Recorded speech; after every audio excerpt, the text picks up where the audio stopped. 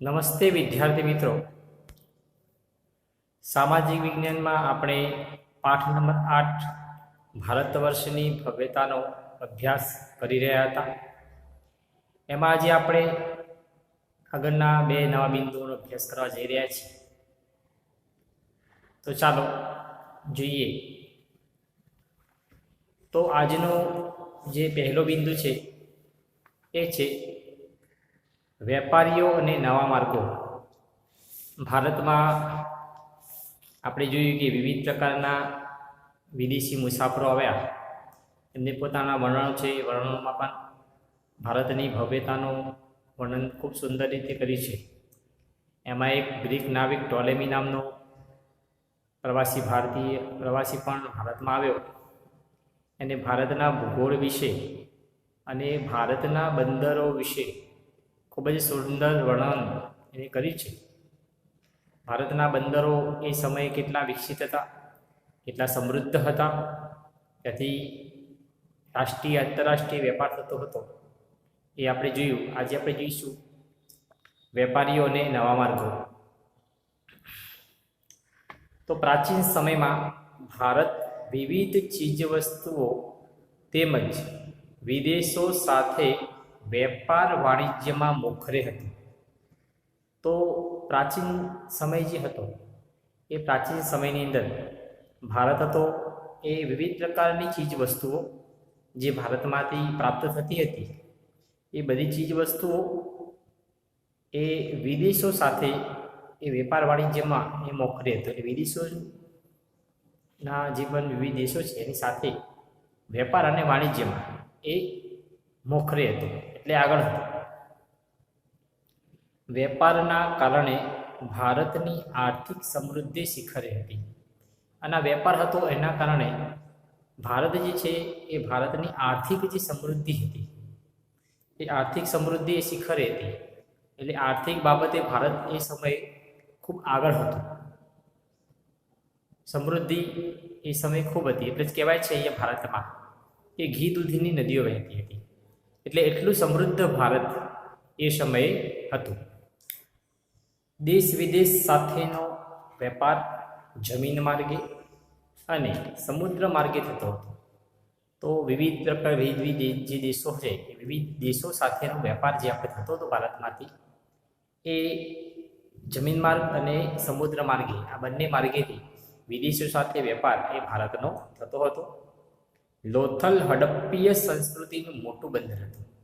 એ સમયે સૌથી મોટું બંદર હતું જે હડપ્પીય સંસ્કૃતિની અંદર એ લોથલ. આગળના પાઠમાં પણ પહેલા સત્રમાં પણ આપણે ભણી ગયા કે લોથલ એક સમૃદ્ધ બંદર હતું.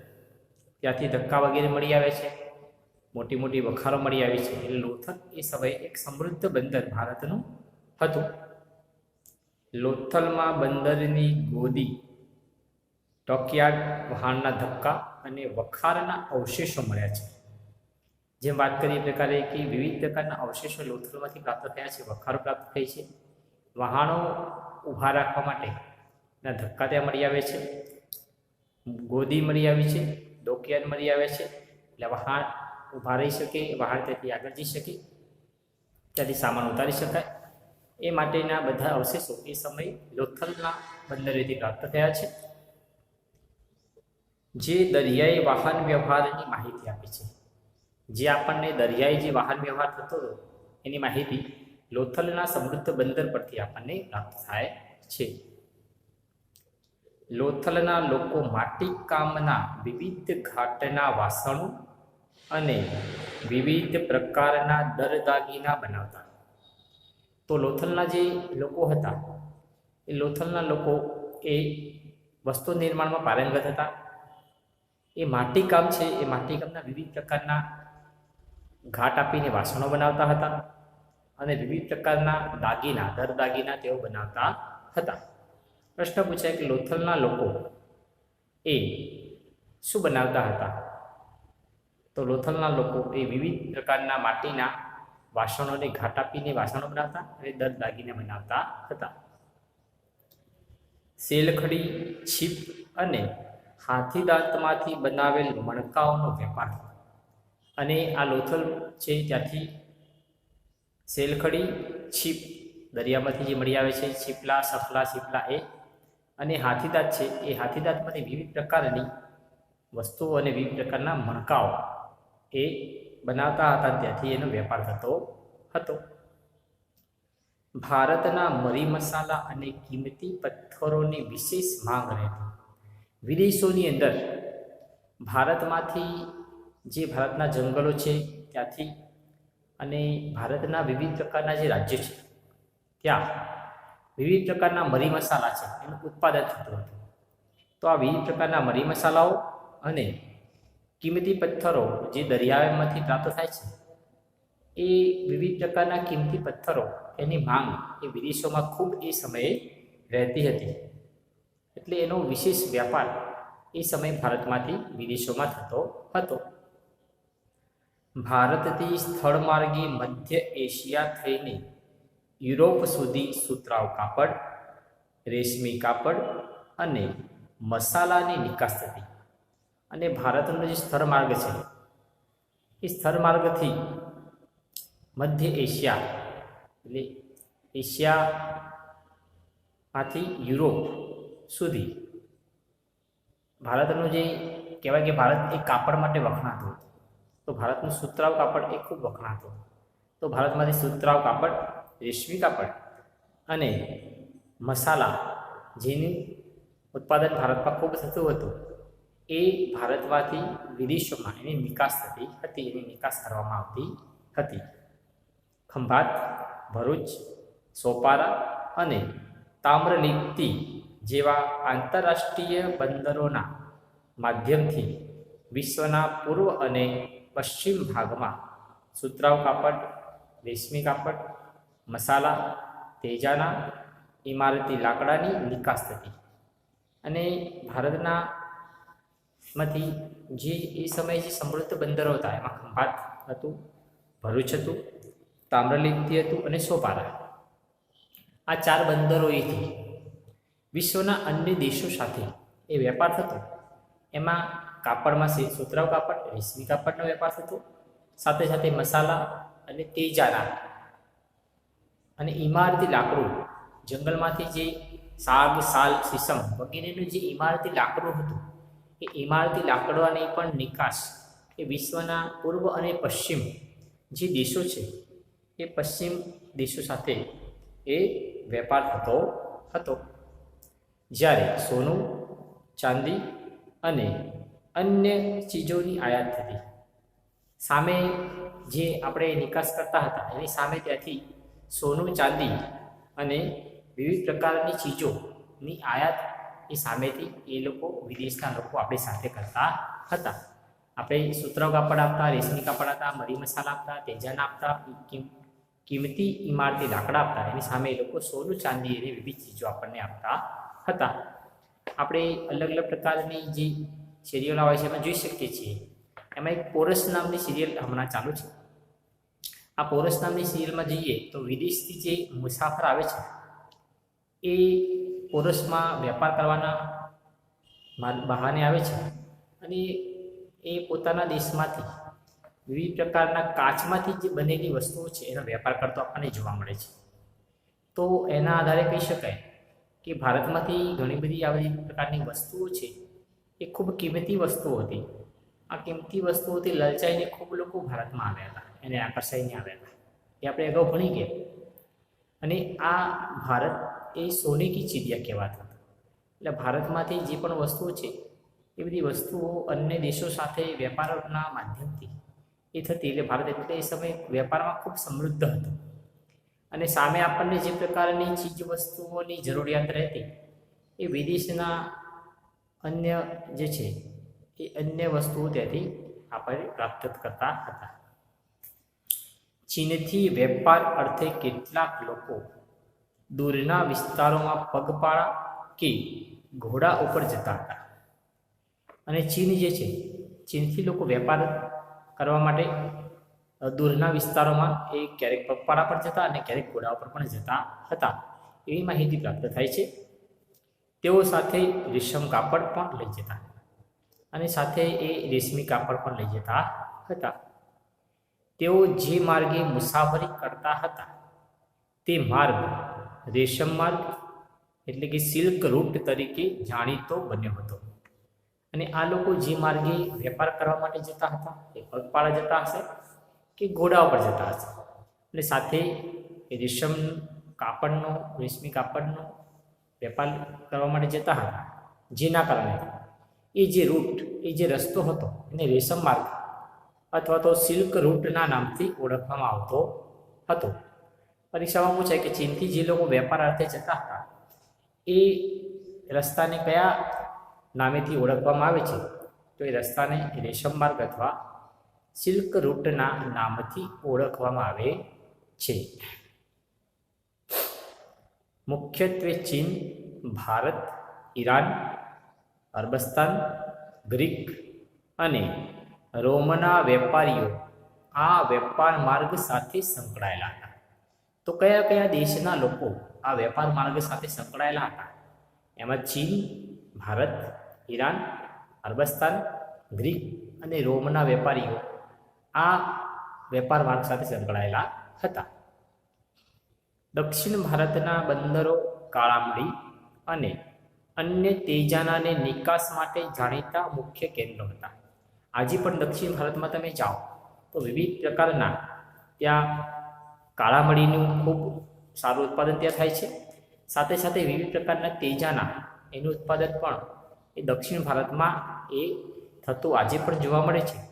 અને પ્રાચીન ભારતમાં પણ દક્ષિણ ભારત છે એના બંદરો છે એ કાળામડી અને તેજાનાની નિકાસ માટે જાણીતા હતા. આગળનો બિંદુ જોઈએ તો પ્રાચીન ભારતમાં ચિત્રકલા.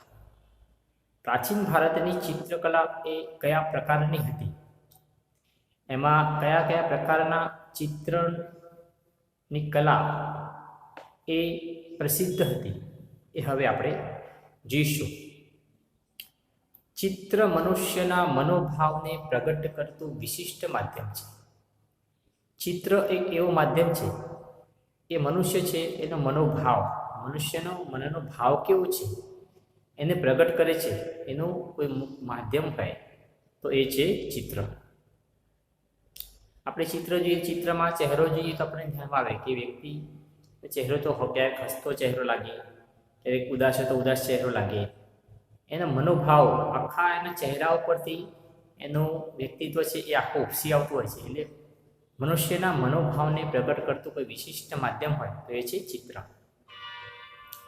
સાથે સાથે તે જે તે સમયની વાસ્તવિક પરિસ્થિતિનું પણ ચિત્રણ કરે છે. અને જે તે સમય હોય એ સમયની જે પરિસ્થિતિ કેવી હશે એ પરિસ્થિતિનું ચિત્રણ પણ આ ચિત્ર કરતું હોય છે.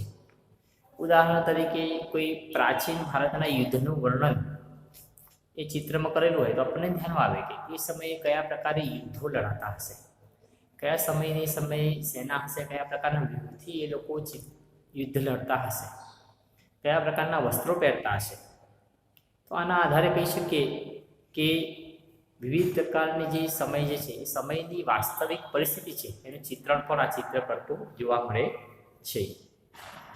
ભારતમાં સૌથી જૂના ચિત્રો પાષાણ યુગના મળી આવે છે. અને ભારતના જે જૂના જે ચિત્રો છે એમાં પાષાણ યુગના ચિત્રો મળી આવે છે. પથ્થર યુગ જે હતું એના ચિત્રો મળી આવે છે. એટલે કે આદિમાનવ જે હતો એ આદિમાનવ મોટાભાગે ગુફામાં રહેતો હતો. અને ગુફામાં રહેતો હતો તો એ પોતે જેમ જેમ એનો વિકાસ થતો ગયો, એને બુદ્ધિશક્તિનો વિકાસ થતો ગયો, એના જ્ઞાનમાં વધારો થતો ગયો, એમ અને ગુફાની અંદર ગુફા ચિત્રો બનાવેલા છે. એટલે 500 કરતાં પણ વધારે ગુફા ચિત્રો એ ગુફામાંથી મળી આવ્યા છે. તો એ પાષાણ યુગમાંથી આપણને સૌથી જૂના ચિત્રો મળી આવ્યા છે. મધ્યપ્રદેશમાં ભીમબેટકા નામના સ્થળેથી પાષાણ યુગના સમયની આદિમ જનજાતિએ દોરેલા 500 કરતાં પણ વધારે ચિત્રો મળી આવેલા છે, જે આજે પણ એટલા જ જીવંત છે. તો મધ્યપ્રદેશમાં એક ભીમબેટકા નામની ગુફા આવેલી છે. ત્યાં એવું કહેવાય છે કે ખૂબ પ્રાચીન અવશેષો ત્યાંથી પ્રાપ્ત થયા છે. આદિમાનવ ત્યાં વર્ષો પહેલાં રહેતો હશે એના અવશેષો પ્રાપ્ત થયા છે.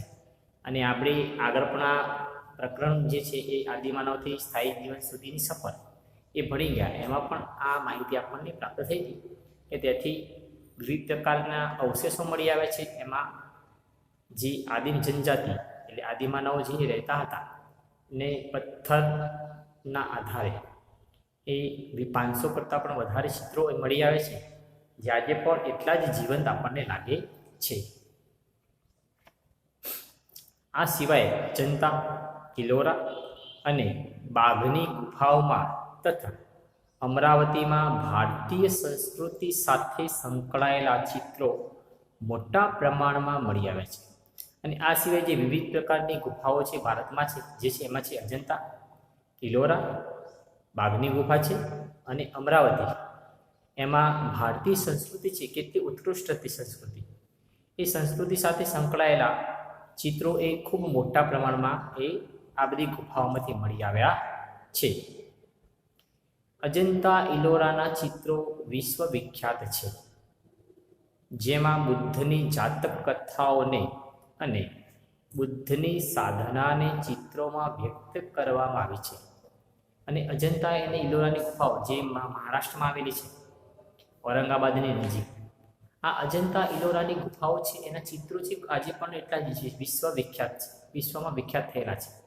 એ સમયે જે બૌદ્ધ સાધુઓ જે સાધના કરતા હતા એ ગુફાઓમાં એમણે પોતે ચિત્રણ કરેલું છે કે ભગવાન બુદ્ધ એમને કયા પ્રકારની સાધના કરી હતી અને વિવિધ પ્રકારના બૌદ્ધ ધર્મને લગતા એ ચિત્રો જે છે એ આ અજંતા ઇલોરાની ગુફાઓ છે એમાંથી એને બુદ્ધની જાતક કથાઓ, બુદ્ધે જે પૂર્વજન્મ એના જેટલા થયા છે એ જન્મને લઈને જેટલી કથાઓ છે એના ચિત્રણ એ ચિત્રોમાં આપણને જોવા મળે છે. આજે પણ આપણે ત્યાં ફરવા માટે જઈએ પ્રવાસ દરમિયાન તો આજે પણ ત્યાં ચિત્રો આપણને જોવા મળશે કે એ લોકો કયા પ્રકારના કલરોનો ઉપયોગ કરીને, કુદરતી કલરોનો ઉપયોગ કરીને, કુદરતી રંગોનો ઉપયોગ કરીને ચિત્રો બનાવ્યા હશે, જે આજે પણ આપણને ત્યાં જોવા મળે છે. પદ્મપાણીનું વિશ્વવિખ્યાત ચિત્ર ભારતીય સંસ્કૃતિનું ઘરેણું છે, તો ઇલોરાનું શિવ મંદિર એક જ શિલામાંથી કોતરેલું મહાન શિલ્પ છે. તો પદ્મપાણી જે છે એનું ચિત્ર જે છે એ આજે પણ એટલું જ વિશ્વવિખ્યાત છે. આજે પણ તમે જાઓ તો પદ્મપાણીનું ચિત્ર તે આપણને એ જોવા મળે. એ ભારતીય સંસ્કૃતિનું એક ઘરેણું આપણે એને કહી શકીએ. અને એવી જ રીતે ઇલોરાની ગુફા છે એમાં એક શિવ મંદિર આવેલું છે. આ શિવ મંદિર છે એ આખું એક જ પથ્થરમાંથી એટલે કે એક જ શિલામાંથી કોતરવામાં આવેલું એક મહાન શિલ્પ એ છે. તો આપણે કહી શકીએ કે ભારતની એ સમયની ચિત્રકલા એ કેટલી ઉત્કૃષ્ટ હશે કે વર્ષો પહેલાં પણ લોકો એટલા જ વિદ્વાન હતા, એટલા જ એ પોતે કહી શકાય કે નવીન કાર્ય, નવનિર્માણ કરવા માટે પણ એટલા જ લોકો એક પ્રકારે પ્રખ્યાત હતા. જે આ ચિત્રકલા છે, જે ચિત્રો મળી આવે છે, જે ગુફાઓ મળી આવી છે, જે વિવિધ અવશેષો મળી આવે છે, એના આધારે આપણે કહી શકીએ. તો આજે આ વિડીયોમાં આપણે 2 બિંદુઓનો અભ્યાસ કર્યો. એમાં જે નવા માર્ગો જે મળી આવ્યા હતા ભારતમાં એટલે બંદરો છે એ, વેપારીઓ અને નવા માર્ગો એનો આપણે અભ્યાસ કર્યો. એમાં આપણે જોયું કે ભારતમાંથી ઘણી બધી વસ્તુઓ જે છે એની નિકાસ થતી હતી. એમાં મરી મસાલા, તેજાના, વિવિધ પ્રકારના કાપડો, કિંમતી ઇમારતી લાકડું, આ બધું જ વસ્તુ ભારતમાંથી જતું હતું. સામે એ લોકો સોના, ચાંદી, વિવિધ પ્રકારની ચીજ વસ્તુઓ આપણને આપતા. એક જગ્યાએ એક રૂટ છે એ રૂટમાંથી રેશમ કાપડનો વેપાર થતો, જેથી એની સિલ્ક રૂટ અથવા તો રેશમ માર્ગ તરીકે ઓળખવામાં આવે છે. અને ભારત જે છે એમાં વિવિધ પ્રકારના સમૃદ્ધ બંદરો, એમાં લોથલની વાત આવી. લોથલ સિવાય ભરૂચ, સોપારા, તામ્રલિપ્તિ અને ખંભાત એમાંથી કિંમતી પથ્થરોનો વેપાર એ વિદેશોમાં સાથે થતો હતો. અને દક્ષિણ ભારત જે છે એ કાળા મરી અને તેજાના નિકાસ માટે ખૂબ જાણીતું કેન્દ્ર હતું. એ જ રીતે મુખ્યત્વે કયા કયા દેશો એ વેપાર સાથે સંકળાયેલા હતા? એમાં ચીન, ભારત, અરબસ્તાન, ઈરાન, ગ્રીક અને રોમ એ વેપાર માર્ગ સાથે સંકળાયેલા હતા.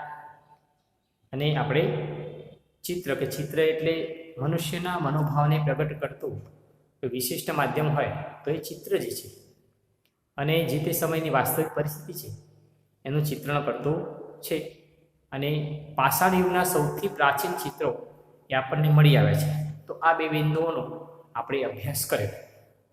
ઘરે બેસીને એનું વાંચન કરીએ વારંવાર, જેથી આપણને આગળના સમયમાં પણ એ આપણને ઉપયોગી થશે. આપણને નિયમિત રીતે ગૃહ કાર્ય મળે છે. એ ગૃહ કાર્ય આપણી સામાજિક વિજ્ઞાનની નોટમાં એ એક વાક્યના પ્રશ્નો હોય છે, એ આપણે ખૂબ સુંદર રીતે, સારી રીતે એ લખવાના હોય છે. એ ફકરામાંથી જ પ્રશ્નો કાઢેલા હોય છે. તો એ લખીશું તો આપણને આખો ફકરો છે, ફકરામાંથી શું કહેવા માગે છે એ આખું જ્ઞાન આપણને એમાંથી પ્રાપ્ત થશે. આપણને એમાંથી સારી રીતે સમજણ પડશે. નમસ્કાર.